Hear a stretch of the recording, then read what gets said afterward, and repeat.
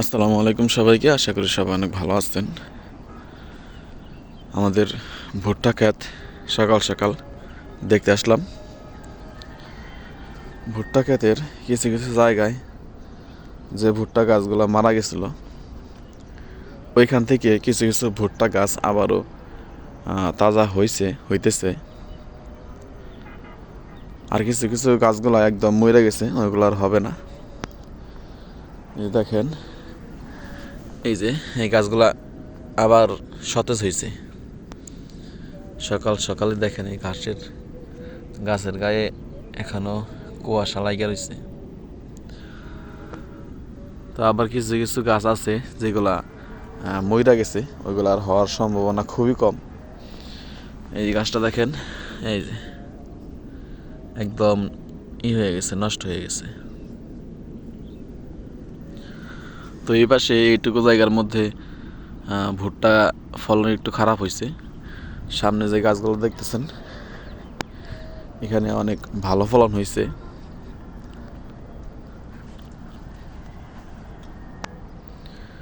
দেখেন, আমাদের এই ক্ষেতটা হইতেছে নদীর পার ঘেঁষে। আমাদের ক্ষেত আর নদী একদম পাশাপাশি। আপনারা যারা আমার ভিডিও নিয়মিত দেখেন তারা সবাই জানেন, ওই যেতেছে নদী আর এটাই হচ্ছে আমাদের ক্ষেত। তো নদী ভাঙনের কারণে আমাদের ক্ষেতের কিছু অংশ নদীতে চলে গেছে। আর সামনে যে ক্ষেতটা দেখতেছেন, ওই যে বড় বড় ভুট্টা, ওই ক্ষেতটা অন্য চাষির ক্ষেত। আমাদের আগে এই ভুট্টাগুলো বুনছিল, ফলন আলহামদুলিল্লাহ অনেক ভালো হয়েছে। তো সকাল সকাল রোদ উঠছে, ওই যে রোদ দেখা যাইতেছে, সূর্য ওই যে।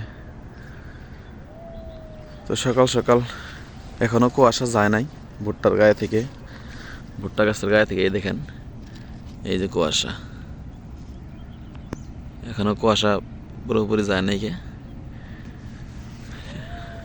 1 ঘন্টার মতো হয়েছে রোদ উঠছে, তারপরেও এখনো কুয়াশা আছে।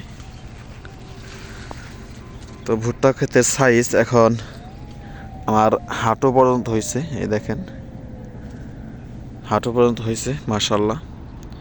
তো সবাই দোয়া করেন যাতে আমাদের ভুট্টার ফলন ভালো হয় এবং আমরা ভালোভাবে ফলন ঘরে তুলতে পারি। তো সবাইকে অসংখ্য ধন্যবাদ যারা কষ্ট করে আমার ভিডিওটা দেখলেন। সবাই ভালো থাকবেন। আসসালামু আলাইকুম ওয়া রাহমাতুল্লাহ।